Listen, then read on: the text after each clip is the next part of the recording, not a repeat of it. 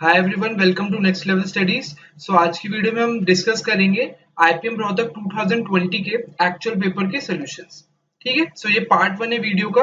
अगर मैं एक्चुअल आपको वेटेज बता दूं, आपके जो आपका पेपर हुआ था उसमें आपके क्यूए के 20 क्वेश्चंस आए थे, वीए के भी 20 क्वेश्चन आए थे और एलआर के 20 क्वेश्चन आए थे। तो 60 क्वेश्चन आए थे आपके टोटल और आपको 45 मिनट्स मिले थे।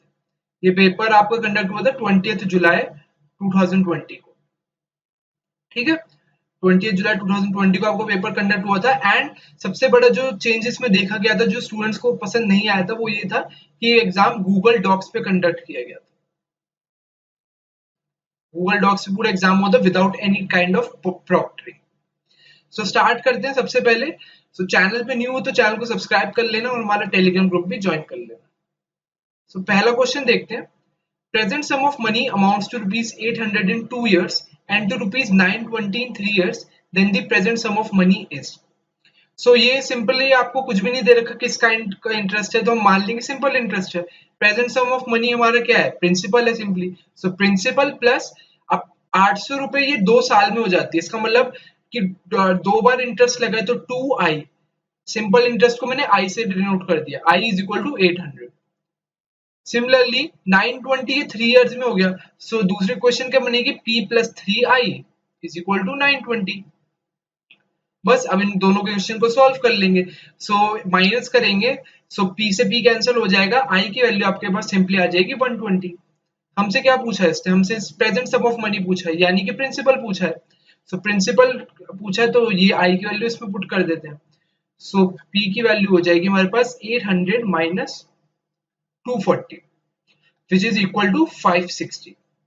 प्रिंसिपल या फिर प्रेजेंट सम ऑफ मनी जो है हमारा, वो हो जाएगा हमारा 560 which is option C. Easy question. Next पे चलते हैं।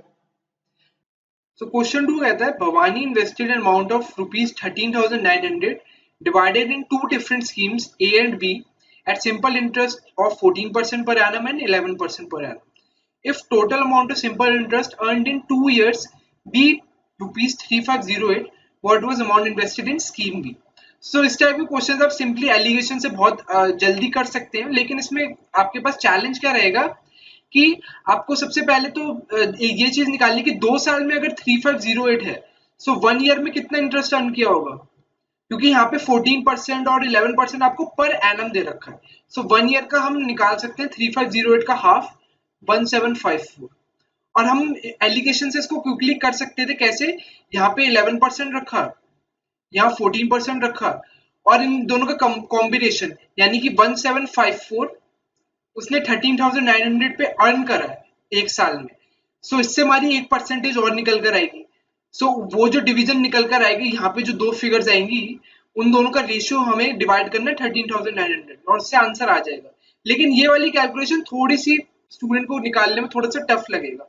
उसको मैं दूसरा तरीका बता देता हूँ, लेकिन ये वाला तरीके से भी कर सकते हैं बिल्कुल। ये एलिगेशन का तरीका था। दूसरा तरीका क्या है? दूसरे तरीके में हमें देखना है कि जो ए स्कीम है, ए स्कीम पे 14% पर एनम का इंटरेस्ट मिल रहा है, बी वाली स्कीम पर उसको 11% पर एनम का इंटरेस्ट मिल रहा है। दूसरे तरीके में कैलकुलेशन आपकी थोड़ी सी कम हो जाएगी। अगर मैं मान लेता हूं कि 14% ऑफ ए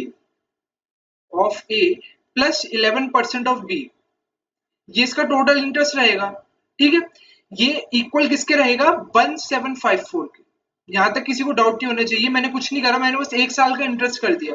जो जितना भी उसने ए में इन्वेस्ट करा था उसका 14% और जितना भी बी में करा था उसका 11%, इसका सम 1754 होना चाहिए, जो कि यहाँ पे निकाला मैंने।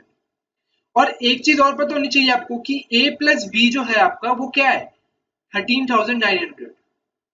ये चीज तो सबको पता होनी चाहिए ना, ए प्लस बी, क्योंकि दो स्कीम्स है ए और बी।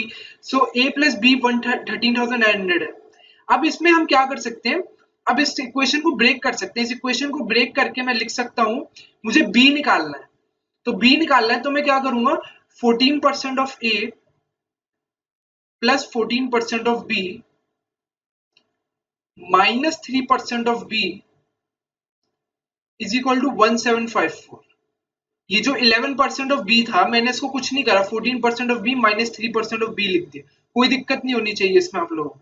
अब इन दोनों को कंबाइन भी तो कर सकते हैं।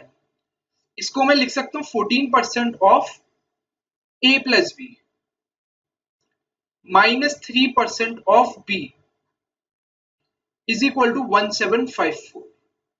ठीक है, अब a प्लस बी की वैल्यू पता है हमें क्या है, 13900। सो ये क्वेश्चन क्या बन जाएगा, 14% of 13900 minus 3% of b is equal to 1754। ठीक है, ये क्वेश्चन बन गया।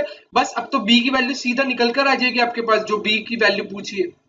सो 14% ऑफ 13900 करेंगे तो 14 इंटू 139 करना है आपको, minus 3% of b is equal to 1754।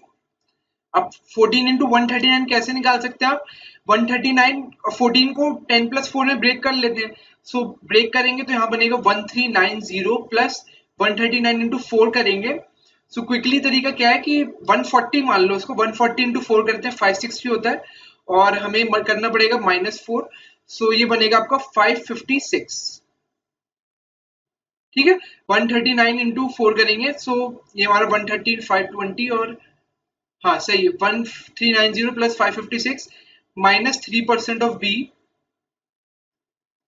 Is equal to हमारा 1754। इसकी बाकी की कैलकुलेशन यहाँ वाले पार्ट में कर लेते हैं।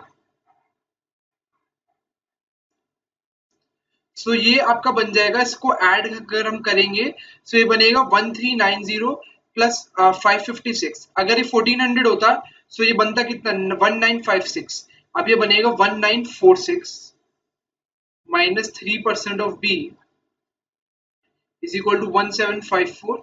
सो 3% ऑफ बी की वैल्यू हमारे पास आ गई, 3% ऑफ बी हमारा निकल कर आ गया 1946 माइनस 1754, ये आ गया आपका 192। सो बी की वैल्यू कितनी आ जाएगी आपकी, बी की वैल्यू आएगी आपकी 192 इंटू 100/3। सो इसको करेंगे हम डिवाइड, सो ये आएगा आपका 60 और ये 3 4 12, हाँ 64। सो बी की वैल्यू आपकी आएगी 6400, यानी कि बी में उसने 6400 इन्वेस्ट करा हुआ था।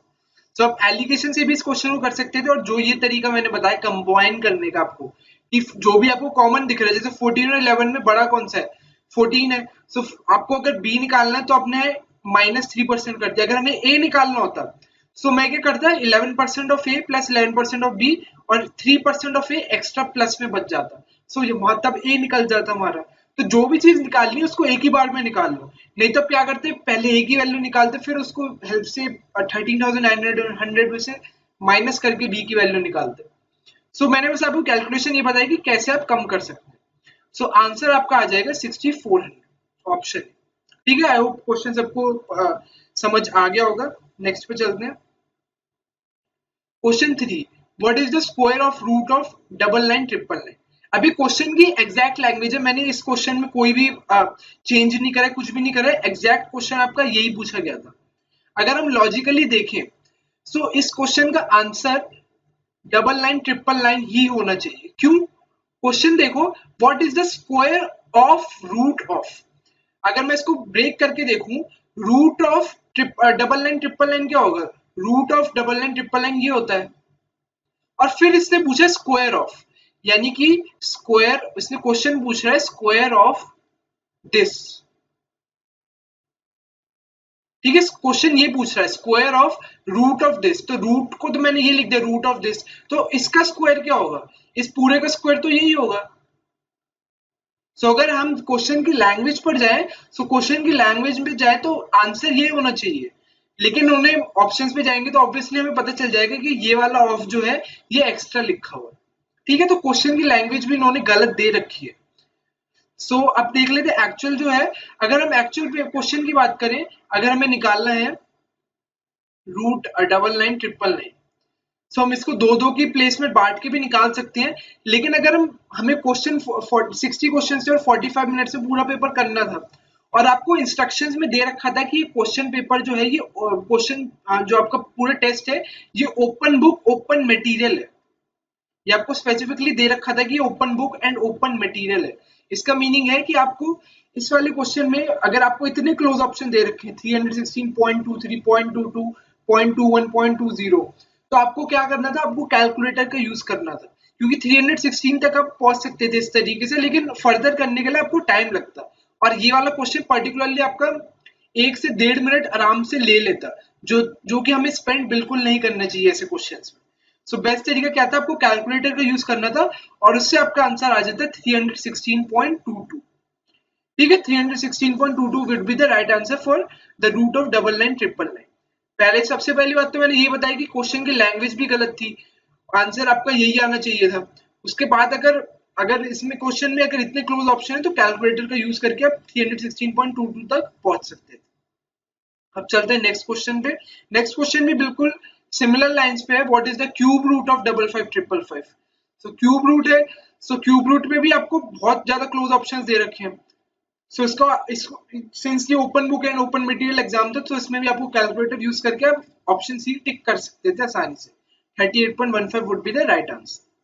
सो क्वेश्चन 3 और क्वेश्चन 4 की तो इतनी कोई रेलेवेंस थी नहीं, और इनसे इनसे मैं ये सोल्यूशन देके आपको सीखेंगे भी नहीं इनका। नेक्स्ट पे चलते हैं। Question 5. In a factory, there are three types of machines, B1, B2, and B3, which produces 20%, 20%, 15%, and 32% of the total products respectively. Further machines B1, B2, and B3, which produces 3%, 7%, and 2% defective products respectively. Find the percentage of non-defective products. सबसे पहले मैं बात कर लूं B1, B2 और B3, ये total कितना production देती है हमें। 20% ये देती है, 15% ये देती है और 32% ये देती है। यानी कि 100% प्रोडक्शन में से इनको ऐड अगर हम कर लेंगे तो 20 और 15, 35 और 32 आपका 67% प्रोडक्शन तो यहीं से मिलती है हमें। अब इन्होंने दे रखा है कि B1 जो है 3% डिफेक्टिव करती है प्रोडक्शन। सो डिफेक्टिव की वेटेज यहाँ पे परसेंटेज लिख देता हूँ। सो 20% का 3% करेंगे, कैसे कितना आएगा, 20% का 1% 0.2% होगा। सो यहाँ पे 0.6% लिख दो। सिमिलरली अगर मैं B2 की बात करूं, B2 7% डिफेक्टिव प्रोडक्शन करती है, यानी कि 7% कितना होगा, आप 1% इंटू 7 कर देंगे। सो आपका आ जाएगा 1.05%। सिमिलरली B3 आपका 2% डिफेक्टिव प्रोड्यूस करती है, यानी 32% का 2%। सो वो कितना होगा आपका 0.64%। यानी कि आउट ऑफ 67% जो प्रोडक्शन करती है उसमें से टोटल डिफेक्टिव प्रोडक्शन इतना है 0.6% प्लस 1.05 प्लस 0.64। सो इनको ऐड करूंगा इन तीनों फिगर्स को तो ये आएगा 1.05 और इसको कर लेते सबसे पहले। सो ये 1.69 बनेगा। तो 1.69 में आपको 0.6 करना है तो ये 2.29% बनेगा। सो 2.29% हमारा डिफेक्टिव प्रोडक्शन है आउट ऑफ 67%। सो बस आप देख लो डिफेक्टिव माइनस कर देंगे 67 माइनस 2.29। अब ऑप्शंस देखोगे यार, इतने दूर दूर ऑप्शंस दे रखे हैं, क्लोज ऑप्शंस है ही नहीं इसमें। सो माइनस करने की जरूरत भी नहीं, 64 पे सीधा टिक करो, आगे बढ़ो। 64 पॉइंट समथिंग कुछ आंसर आना है। ठीक है, इजी क्वेश्चन था, 1 मिनट से अंदर, एक से कम में बहुत प्यार से हो सकता था। नेक्स्ट पे चलते हैं। Question 6. In a 1000-meter race, Rishi beats Koostep by 50 meters. In the same race, by what time margin Koostep beat Pandey, who runs at 4 meter per second? अब ये वाला क्वेश्चन में अगर हम देखें तो हम ऋषि, स्पीड ऑफ ऋषि और ऐसे लिख लेते हैं स्पीड ऑफ ऋषि और स्पीड ऑफ कोस्टैप, हम इन दोनों की स्पीड का रेशियो बता सकते हैं जो कि होगा 1000 बाय 950, या फिर हम कह सकते हैं 20:90। एक्चुअल स्पीड हमें नहीं पता है। सिमिलरली हमें ये पता है कि हम ये बता सकते हैं कि पांडे की स्पीड क्या है। पांडे की स्पीड हमें डायरेक्टली दे रखी है 4 मीटर पर सेकेंड, लेकिन ऋषि और कूस्टैप की स्पीड हमें नहीं दे रखी है, उनका रेशियो दे रखा है। और इस क्वेश्चन में पूछा बाय व्हाट टाइम मार्जिन कूस्टैप बीट पांडे। सो इस क्वेश्चन में अगर मैं कहूंगा तो इस क्वेश्चन में डेटा इनसफिशिएंट है, कुछ भी हमें लिंक नहीं दे रखा। अगर हमें इतना सा भी इन्होंने हिंट दे रखा होता कि कूस्टैप की स्पीड कितनी है या फिर कूस्टैप को पूरी रेस करने में कितना टाइम लगता है, तो हम उसके बेसिस पे बता सकते थे कि कितने टाइम में कूस्टैप पांडे को बीट करेगा। लेकिन इस पूरे में डेटा इनसफिशिएंट इस पर्टिकुलर क्वेश्चन में, या फिर मैं कह सकता हूँ क्वेश्चन रॉन्ग है आपका। सो इस क्वेश्चन को हम अटेम्प्ट ही नहीं कर सकते थे। सो ये वाला एक्चुअल पेपर में ये वाला क्वेश्चन आपका गलत आया था। ठीक है, this question was wrong. Next question पे चलते हैं। Guru and Chela walk around a circular path of 115 km in a circumference. They start together from same point. if they walk at speed of 4 and 5 km per hour respectively, also they walk in same direction, when will they meet? बहुत easy question है, बिल्कुल basic variety का question पूछा गया आपसे। आपको पता है, बेसिक बता देता हूँ। मान लीजिए ट्रैक है आपका, सर्कुलर ट्रैक है। अगर कोई भी दो बंदे, इसमें तो जी और सी है, गुरु और चेला। गुरु और चेला दोनों ने सेम डायरेक्शन में चलना शुरू करा है। अगर हमसे सिर्फ ये पूछा जाए कि फर्स्ट मीटिंग पूछी जाए, तो फर्स्ट मीटिंग का फॉर्मूला होता है आपका कि length of the track upon speed of the fast runner minus speed of the slow runner. इतने टाइम बाद आपको ये मिलेंगे, फर्स्ट मीटिंग होगी। ये जरूरी नहीं है फर्स्ट स्टार्टिंग पॉइंट पे हो या कहीं पर भी हो, ये फर्स्ट मीटिंग कहीं पे भी हो सकती है। लेकिन अगर फर्स्ट मीटिंग आपको बतानी है, first meeting at starting point आपसे पूछा गया है, first meeting at starting point पूछा गया है, सो उसका फॉर्मूला होता है LCM of L by A and L by B, जहां पे एल आपकी लेंथ ऑफ ट्रैक है और ए और बी आपका speed of both the runners है। ठीक है, इनका एलसीएम होता है और ये भी आपका टाइम बताएगा आपको। तो इस वाले केस में तो हमें फर्स्ट मीटिंग दे रखी है, व्हेन विल दे मीट, तो मतलब हमें यही चीज निकालनी है। सो एल अपॉन ए माइनस बी, अब लेंथ ऑफ ट्रैक आपको दे रखी है 115 किलोमीटर, सो ये 115 होगा। अब और ए माइनस बी करेंगे तो 5 माइनस 4 करेंगे, क्योंकि फास्ट रनर कौन सा है आपका, जो चेला आपका फास्ट रनर है, तो 5 माइनस 4, 5 माइनस 4 करेंगे, सो आंसर आपका 115 आवर्स आएगा। और आपको यूनिट का बहुत ध्यान रखना होता है, इस क्वेश्चन में हर जगह किलोमीटर और किलोमीटर पर आवर दे रखा है। कहीं पर भी मीटर पर सेकंड या कुछ होता है तो आपको यूनिट चेंज करने पड़ते हैं। अब यहाँ पे आंसर आपका 115 घंटे आया, यानी कि ये दोनों जब चलेंगे एक साथ, इन्होंने शुरू करा है, सो 115 घंटे बाद ही मिलेंगे, विच इज ऑप्शन ए। बहुत इजी क्वेश्चन था, हार्डली 15 सेकंड्स का question. Question 8. 5 rackets needs to be placed in 3 boxes. Each box can hold all the 5 rackets. In how many ways can the rackets be placed in the boxes so that no box can be empty if all the rackets are different? ये वाली line बहुत important है। If all the rackets are different but all boxes are identical. सारे boxes identical है। So generally अगर boxes different होते तो मैं B1, B2, B3 लिखता। अब यहाँ पे मैं 3 boxes लिख रहा हूँ, box, बॉक्स, बॉक्स। और जो हमारे रैकेट्स है, रैकेट हमारे 5 है, तो रैकेट को हम मार्क कर देते हैं R1, R2, R3, R4, R5। ठीक है, ये हमारे 5 टाइप के रैकेट्स है, रैकेट्स डिफरेंट है हमारे। सो अब इसमें है कि हमें 5 रैकेट्स को अरेंज करना है। सो 5 रैकेट्स को अरेंज करना है इन 3 बॉक्सेस में, और कोई भी बॉक्स एम्प्टी नहीं होना चाहिए, यानी कि हर बॉक्स में एक एक रैकेट होना चाहिए। तो कौन कौन सी पॉसिबिलिटी है कि हम जो 3 बॉक्सेस चुन रहे हैं उसमें या तो 2-2 एक की पॉसिबिलिटी हो, यानी कि एक रैकेट एक बॉक्स में 2 हो, अगले में 2 हो और एक में 1 हो। अब इन बॉक्सेस को आपस में, मतलब कौन से बॉक्स को, सारे बॉक्स आइडेंटिकल है, सो हम बॉक्सेस को अरेंज नहीं करेंगे, हम सिर्फ ये देखेंगे कि रैकेट्स को अरेंजमेंट करेंगे हम सिर्फ। सो 2-2-1 एक पॉसिबिलिटी हो सकती है। अब इसके अलावा जो दूसरी मेजर पॉसिबिलिटी हो सकती है वो ये हो सकती है कि 3-1-1, यानी कि एक बॉक्स में 3 रैकेट रख देंगे और बाकी के 2 बॉक्स में एक एक रैकेट रख देंगे। अब हर पॉसिबिलिटी के हमें देखना पड़ेगा कि कितने कितने आपके मतलब कितने कितने आप स्पेसिफिकली केसेस बन रहे हैं। तो अगर हम पहला केस ले लेते हैं, पहले केस की बात करें 2-2-1 की, तो 2-2-1 में मान लेते हैं कि आपको केस ही बना के दिखा देता हूं। अगर हम, ये पहले केस की बात कर रहा हूं मैं, ये बॉक्स है हमारा, ये 3 बॉक्स है हमारे, ठीक है। इस वाले में आपका, इस वाले में 1 है, इस वाले में आपका 2 है और इस वाले में आपके 2 रैकेट्स। अगर हम मान लेते हैं यहाँ पे R1 रैकेट मैंने फिक्स कर दिया कि बॉक्स 1 में एक रैकेट है वो R1 है, तो बॉक्स 2 में कौन से आ जाएंगे, R2, R3, उसके अलावा आपके आ जाएगा इसमें R4, R5। उसके अलावा R1 अगर यहाँ पर आ गया, एक पॉसिबिलिटी और बनती हुई दिख रही है, R2, R4, R2, R4 और R3, R5। ठीक है, R2, R4, R3, R5, और उसके अलावा एक पॉसिबिलिटी और बन रही है, ये बनेगी आपकी R2, R5 और R3, R4। इसके अलावा और कोई पॉसिबिलिटी बन रही है आपकी, नहीं बनेगी। ठीक है, हमने सारी पॉसिबिलिटीज ले ली है और आप सोच रहे होंगे कि बॉक्स ये वाला और इन दोनों, मतलब इनका आपस में अरेंजमेंट कर ले, तो वो नहीं कर सकते क्योंकि बॉक्सेस सारे आइडेंटिकल है। सो अगर हम देखें कि अगर हमने ये पहले वाले बॉक्स में सिर्फ R1 रखा तो हमारी 3 केसेस आ रहे हैं। अगर यहाँ पे हम सिर्फ सिमिलरली अगर मैं दूसरा केस ऐसे लेता, बॉक्स बॉक्स, ठीक है, अगर मैं R2 यहाँ पे फिक्स कर दूंगा तो अगेन मेरे पास यहाँ पे 3 केसेस और बनेंगे। सो आप ऐसे देखेंगे कि R1 से हमारे 3 केसेस बन रहे हैं, R2 से हमारे 3 केसेस बनेंगे। सो ऐसे हमारे पास पांच रैकेट्स है, तो हमारे पास कितने बनेंगे, 3 into 5 50, यानी कि जो हमारी पहली मेजर पॉसिबिलिटी थी उससे हमारे पास 15 केसेस आएंगे। ठीक है, 2 to 1 वाले से हमारे पास 15 केसेस आएंगे। मैंने आपको 3 केसेस बना के भी दिखा दिए।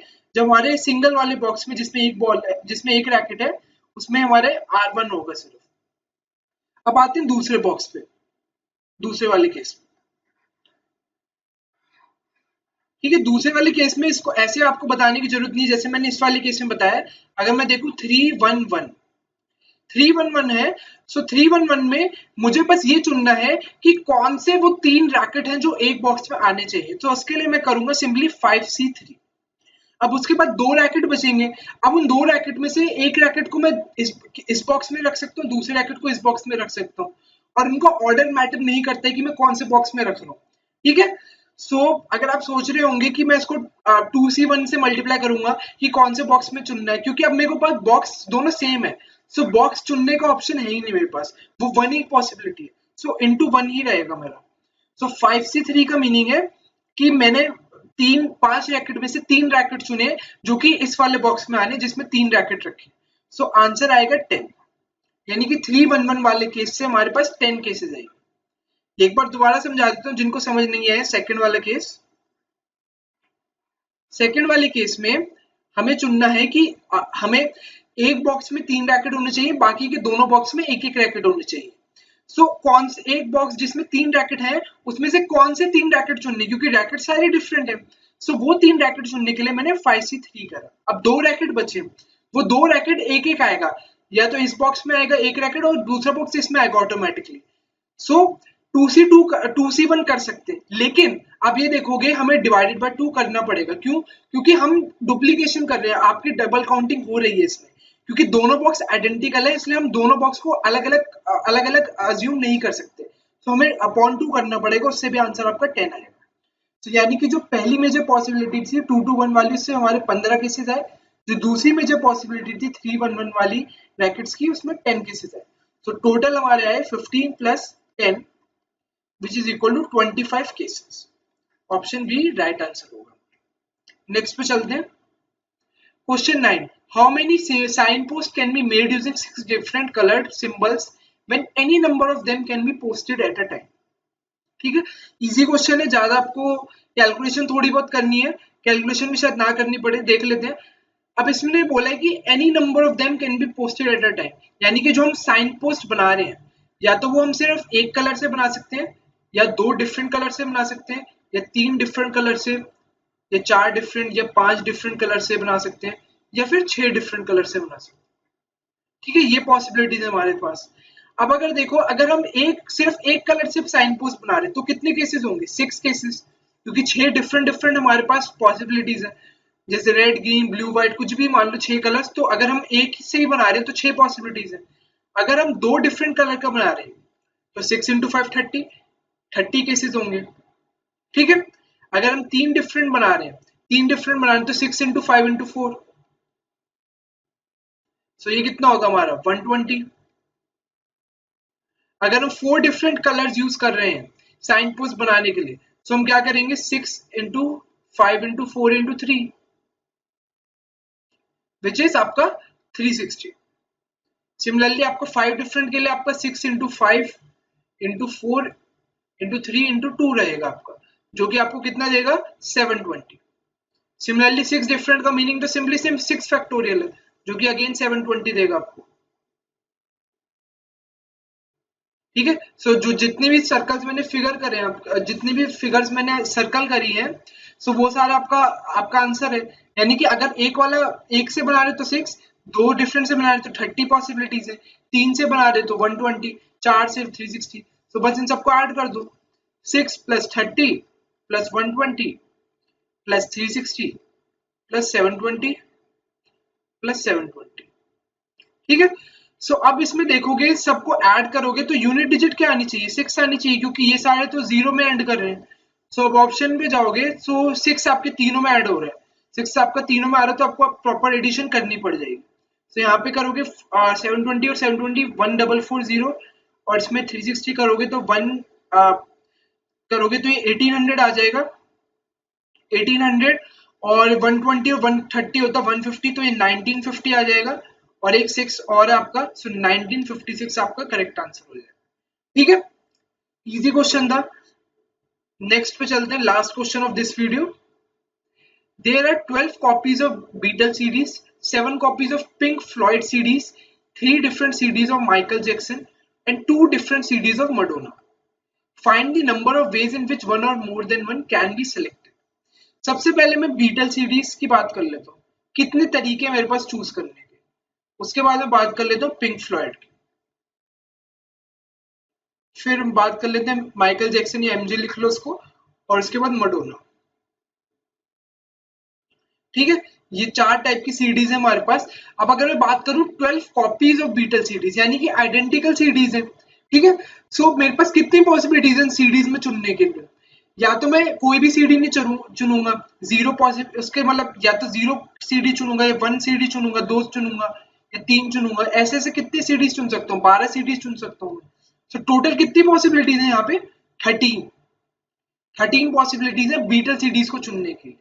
पिंक फ्लॉयड पे आता हूँ, यहाँ पे 7 कॉपीज है। सिमिलरली यहाँ पे या तो 0 सीडीज चुनूंगा, या 1 चुनूंगा, 2 चुनूंगा, या फिर 7 चुनूंगा। सो 0 से 7 कितनी पॉसिबिलिटीज है, 8 पॉसिबिलिटीज। सिमिलरली एमजे पे आ जाते हैं। एमजे पे आप माइकल जैक्सन की आपके पास 3 डिफरेंट सीडीज है। ठीक है, 3 डिफरेंट सीडीज है, यानी कि आपके पास 3 अलग अलग सीडीज है। हर सीडी के पास लिए आपके पास कॉम्बिनेशन, या तो इसको चुनना है या नहीं चुनना है। सो आंसर आपका हो जाएगा 2 की पावर 3, क्योंकि हर सीडी के लिए आप सोच सकते हैं 2 मतलब 2 इंटू 2 इंटू 2, यानी कि पहली सीडी को आपको चुनना है नहीं चुनना, ऑप्शन है, इसलिए 2 पॉसिबिलिटीज है, इसके लिए भी 2 2, तो 2 क्यूब आपका यहाँ से आ गया। सिमिलरली मडोना की 2 सीडीज है, सो उसके लिए आपके पास 2 स्क्वायर की पॉसिबिलिटीज। अब आपके पास टोटल कितने वेज है सारी सीडीज चुनने के लिए, वो सबका मल्टीप्लाई हो जाएगा, 13 into 8 into 2 cube into 2 square. So 13 into 8 into 2 cube into 2 square आपका आंसर हो जाएगा। लेकिन इसने क्वेश्चन में ध्यान से पढ़ो, क्वेश्चन में पूछा है find the number of ways in which one और more than one CD can be selected, मतलब हमें एटलीस्ट 1 तो सिलेक्ट करनी है। अब इसमें से एक पॉसिबिलिटी में माइनस करूंगा, ये एक पॉसिबिलिटी कौन सी है, ये एक पॉसिबिलिटी वो वाली जिसमें मैंने एक भी बीटल सीडी नहीं चुनी है, ये वाला केस, एक भी पिंक फ्लॉयड सीडी नहीं चुनी, ये वाला केस, एक भी माइकल जैक्सन की चीज नहीं चुनी है, ना एक भी मडोना की सीडी चुनी है। सो ये वाला वो केस है जिसमें कोई भी सीडी नहीं चुनी, 0 सीडीज चुनी है। सो वो -1 कर दिया। सो आंसर मेरा ये होगा 13 into 8 into 2 cube into 2 square -1। ठीक है, बस इसको कैलकुलेट कर लेते हैं। सो इसको करेंगे तो ये बनेगा 104 इंटू ये बनेगा आपका 32 -1। सो इसको कर लेते हैं, 104 इंटू 32 है आपका। सो कैसे कर सकते हैं इसको, 104 इंटू 30 प्लस 2 कर लो यार, -1 कर लो। सो 104 इंटू 30 करेंगे तो कितना आता है आपका 3120 प्लस आपका कितना आ रहा है अब 208 -1। सो 3120 प्लस 208 आपका बन जाएगा 3328 -1 is equal to 3327, which is option D. ठीक है, ये वैसे एक बात बताऊं तो पूरी कैलकुलेशन आपको करने की भी जरूरत नहीं है। अगर इसमें देखोगे तो 867 यूनिट डिजिट से भी कर सकते हैं, यहाँ पे 8667 है। सो यूनिट डिजिट हमारी 7 आ रही थी 3327 में, तो यूनिट डिजिट से कर सकते थे। अगर यहाँ से यूनिट डिजिट निकालो तो 3 इंटू 8 की 24 4 आती है, फिर 4 इंटू 2 क्यूब की 8 होती है, 4 इंटू 8 32, 2 इंटू 4 आपका दोबारा 8 होता है। सो 8 -1 की यूनिट डिजिट आपकी 7 आनी थी। सो ये पूरी कैलकुलेशन जो मैंने करी है इसकी करने की भी जरूरत नहीं थी आपको, सीधा आप यूनिट डिजिट देखते 7 है और ऑप्शन डी को टिक करके आगे बढ़ते। ठीक है, यूनिट डिजिट का बहुत ज्यादा रोल होता है। अगर आपके से कभी भी कोई क्वेश्चन कैलकुलेशन करा रहा हो तो आपको इन चीजों का ध्यान रखना चाहिए कि कैसे, क्या हम यूनिट डिजिट का यूज करके क्या हम ऑप्शन एलिमिनेट कर सकते हैं, नहीं कर सकते। ठीक है, जैसे इसमें 2 6 थे, सो 2 6 थे तो थोड़ा सा इसमें दिक्कत हो सकती थी, लेकिन 7 आ गया हमारा आंसर, इसलिए हम इजीली इसको ऑप्शन को टिक कर सकते हैं। So that's it guys, I hope आपको वीडियो पसंद आई होगी। पार्ट 1 में 10 क्वेश्चन हमने डिस्कस कर लिए हैं। सो नेक्स्ट पार्ट में आगे क्वेश्चंस डिस्कस करेंगे। So thank you for watching, and if you have not subscribed the channel, do subscribe it and hit the bell icon.